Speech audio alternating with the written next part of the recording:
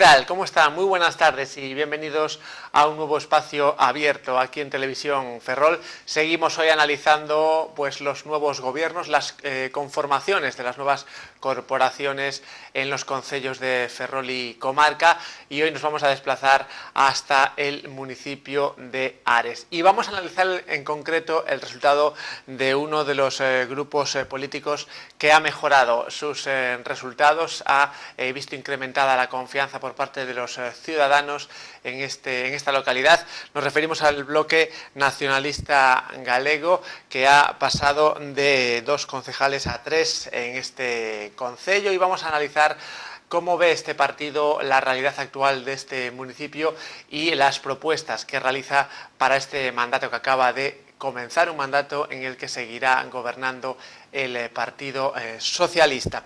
Y tenemos esta tarde con nosotros para ello al portavoz del Bloque Nacionalista Galego en Ares, Emilio Mesías. Buenas tardes, Emilio, ¿qué tal? Bienvenido una vez más. Muy buena tarde, gracias por convidarnos. Bueno, decía yo que el BNG ha mejorado sus resultados respecto a 2011, ha aumentado a 3 concejales su representación en Ares, ¿no? Bueno, ¿qué supone esto para el partido, ¿no?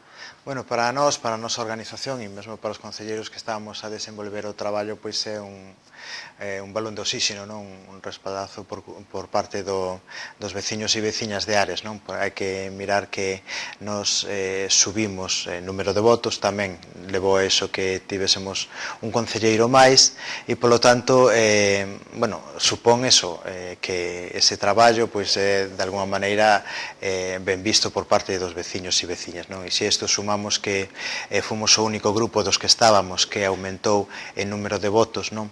Pois isto tamén significa que, bueno, pois que hai un cambio, non? A sociedade pide un cambio, non? Nos creo que vamos a continuar na nosa senda, esta que tan bo resultado nos dou, e que é, sobre todo, información e propostas, todo en positivo, e sempre con un traballo moi riguroso, tanto no que se plantexa, non, como no que se debate. Bueno, hay que recordar, Emilio, que el BNG fue un poco pionero en cuanto a movilizaciones y diferentes actos durante el pasado mandato para conseguir mejoras para el concello de Ares. ¿Pudo ser esta una clave de ese mejor resultado en las urnas? Sí, bueno, esta é unha práctica da nosa organización sempre e ademais en todos os concellos, non? Ese contacto directo coa xente, ese activar a xente a hora de presentar, pois de poñerlle frente a algunhas medidas que nos consideramos que non son boas para o conxunto da cidadanía, non? E ese activar a esa xente, como dicía antes, pois leva consigo que a xente se vexa partícipe e se vexa de verdad que se conta con el, que é o que se ten que facer sempre se este na oposición ou se este no goberno. Hai que ter en conta a xente e hai que darlle voz a xente, non? Bueno, y hablando de darle la voz a la gente, ¿será esa una de las prioridades del BNG en los próximos 4 años? Sí, nos, como decía antes, imos continuar con nesa senda, na que acreditamos, non? Esa participación e esa información, non? Nos, se estamos na oposición, como vamos a estar novamente, é para facer un traballo de fiscalización da labor do goberno, non? Polo tanto, temos que, bueno, pues, estudar todos os casos que se van dando, mirar as decisións que se van tomando, se son acertadas ou non, desde o noso punto de vista, e a partir de aí, pues, actuar en consecuencia, non? Pues, se consideramos que algo que aí está mal, pois vamos a facer frente, pois a medida que sexa. Se é un tema máis administrativo, pois atacaremos nós desde a nosa labor de oposición como concelleiros, e se creemos que é unha labor máis social e que afecta máis a xente, pois levaremos ese asunto á rúa como fixemos até agora. Bueno, ¿y qué objetivos concretos se marca el BNG en este momento, pensando en estos 4 años? Ahí, digamos, la mente puesta está en diferentes proyectos concretos. Sí, bueno, hai unha serie de proxectos que nos xa dicíamos que eran prioritarios e que durante estes 4 anos non se levaron a cabo, non?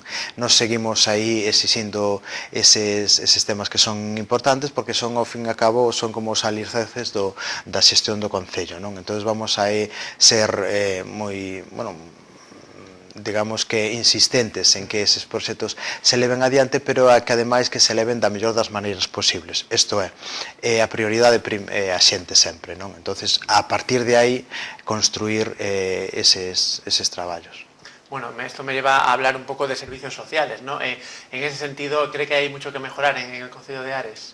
Bueno, servizos sociais e outras áreas, non? O sea, é un problema de base o que levamos vendo até o de agora.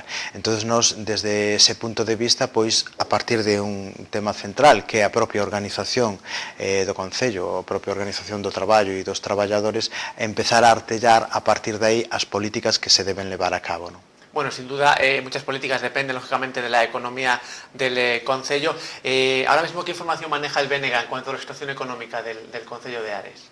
Bueno, a situación económica é sempre un tema que vamos tendo información así como que nos ven de lado, non? Porque o Concello de Ares, o grupo de goberno do Concello de Ares a día de hoxe aínda non nos dixo cal é a situación real do Concello. Polo tanto, nós de onde sacamos todos os datos pois son daqueles informes que vai elaborando o secretario anualmente ou de aquelas modificacións de crédito que van presentando así o grupo de goberno sin unha lógica, vamos. Entón, a partir de aí é por onde nós sacamos esa información e casamos os números e nos damos conta da situación máis ou menos do Concello, pero claro, esos son os datos que les poñen aí sobre da mesa, non? O gran problema que levou a que o Concello de Ares tivese a débeda que ten é precisamente eses datos que non poñen encima da mesa e que nós a día de hoxe creemos que siga habendo datos que están escondidos aí no queixón e aos que nós non temos acceso. Polo tanto, nós imos continuar nese camiño de exixir ao goberno que nos dé a información da situación real no tema económico, ¿no? No puede, por tanto, Emilio el BNG hacer ahora mismo un diagnóstico general, ¿no?, de cómo están las cuentas del Concello, ¿no? Bueno, ese diagnóstico xa o temos feito nós como oposición, o ten feito indirectamente o goberno e o ten feito o secretario interventor, ¿no? A situación económica do Concello é mala, é moi mala, non? E é unha situación que hai que correxir ano a ano, pero que nos está correxindo como nos creímos que se debería correxir, non? Isto é, hai unhos sitios de onde se poden sacar unhas partidas ou se poden recortar, e é aí onde hai que incidir o traballo e non, pois, como fixo até de agora, cargar esa presión fiscal nos veciños e veciñas, ou seja, que sexan os veciños e veciñas os que corrixan, non? Esa deixadez e esa mala política económica levado a cabo polo goberno de Julio Iglesias nos 8 anos pasados. ¿Podría, digamos, recortarse, como decía ahora, en temas como, por ejemplo, personal o en asesores?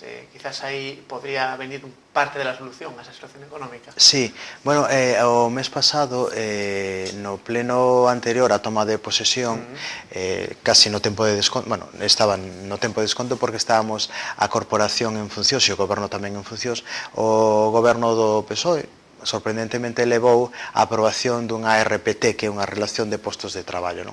A RPT, para que nos entenda a xente, é un documento en donde, bueno, se pon todos os traballadores que hai, non? E cal é o cometido de cada que, non? É como organizar o personal para levar a cabo unha boa xestión administrativa no Concello, non? Bueno, pois decía que sorprendentemente isto levou porque hai moita discrepancia ao respecto de si se pode aprobar por unha corporación en funcións. Nos opinamos que non, hai informes que dicen que non e non tivemos un informe do secretario que nos dixese que sí que se podía levar, non? O informe era, bueno, pois non era nada claro nese sentido e, polo tanto, cando non é nada claro que nos diga que sí que se pode levar, nos entendemos que non se pode levar, eso está claro, non? Entonces, aí é onde o grupo de goberno manifestou a súa vontade, non? E a súa vontade non é de organizar ben aqueles departamentos que carecen de traballadores, meterles traballadores, e aqueles departamentos onde sobran traballadores, pois sacalos, non? Polo tanto, non hai de ningunha das maneiras, non hai unha vontade por parte do goberno de reorganizar, e iso levaría tamén algún recorte cecais de personal e que nos levaría a que, bueno, personalmente que estivésemos mellor, non? Bueno, sin duda la situación económica es importante para Ares, pero hay otro aspecto, como otro proyecto, como es el plan de urbanismo, sobre el que se ha hablado mucho en el anterior mandato y que, bueno, todavía no sabemos exactamente en qué situación está el bloque. ¿Qué información tiene en este sentido, Emilio? Bueno, pues prácticamente non temos máis información que a que teñen os medios, quero dicir, por que? Porque durante o proceso houve un total oscurantismo, non? Unha falta de transparencia acerca da información, non?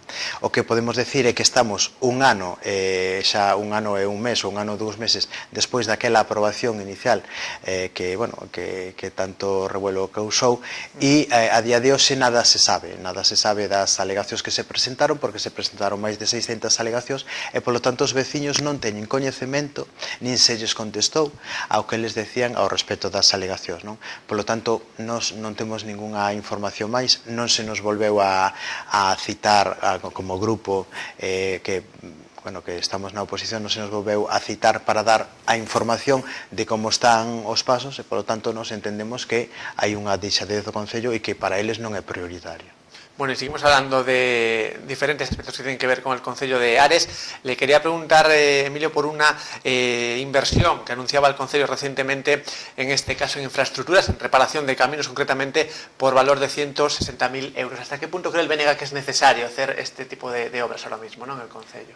Bueno, nos a idea que temos sobre todo destas obras de reparación de camiños non é tanto a cantidade que se pon sobre da mesa para arreglalos, sino que é máis unha programación anual ou bianual de todas aquelas actuacións que se deben levar a cabo, non? Sin esta planificación o que hai é unha desorganización e hai un desorde que vai depender simplemente dos diñeiros que se acheguen de outras administracións para cometer certos camiños, non? E outro punto é que nos discrepamos sobre as actuacións que se están levando a cabo e sobre o acabado que se lle está dando a eses camiños, non?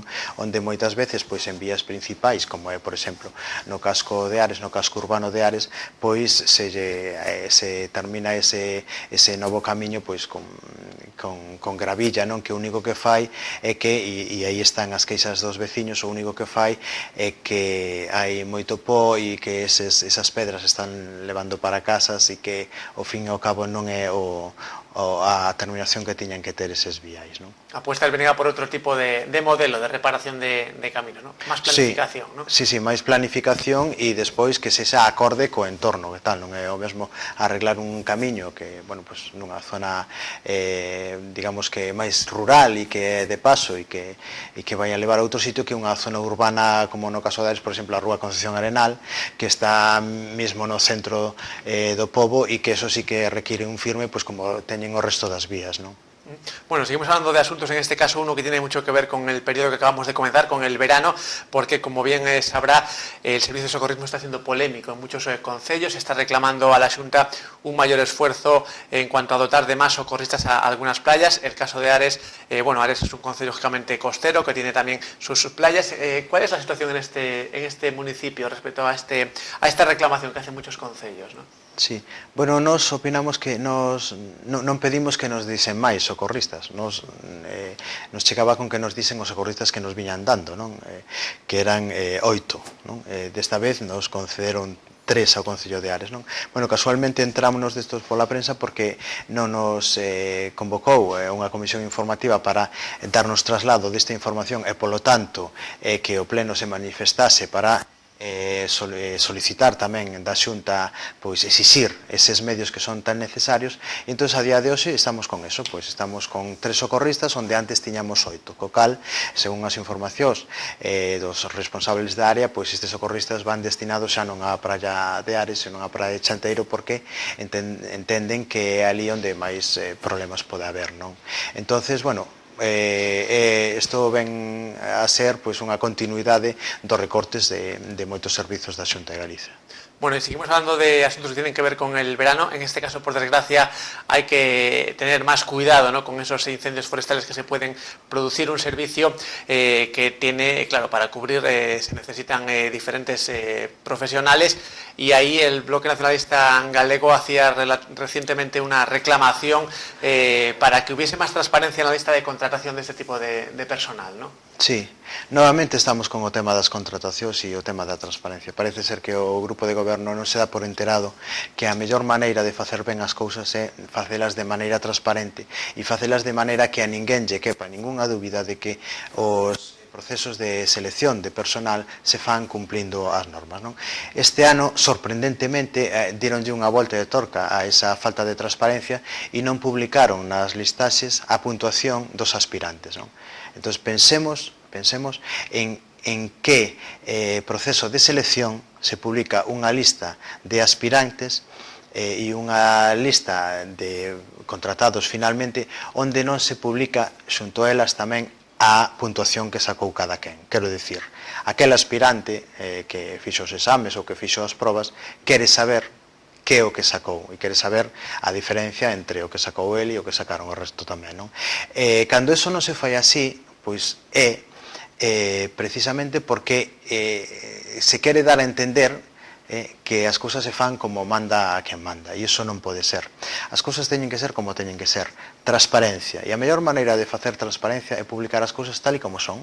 Esa listaxe ten que ir acompañada da puntuación de cada quen, e se houbo exclusións, hai que publicar tamén o motivo da exclusión dos aspirantes, porque só así a xente lle quedará claro que as cousas se fan conforme a lei e que as cousas se fan naturalmente como teñen que ser, non? Lamentablemente, digo unha vez máis, o goberno non o fixo así, e nos pedimos que se publicasen esas puntuacións e que nos disen acceso a ese expediente. Xa o presentamos xa hai 2 semanas, teñen 5 días para contestarnos e para deixarnos acceder ao expediente, e unha vez máis non nos deixaron en tempo e en forma acceder a ese expediente.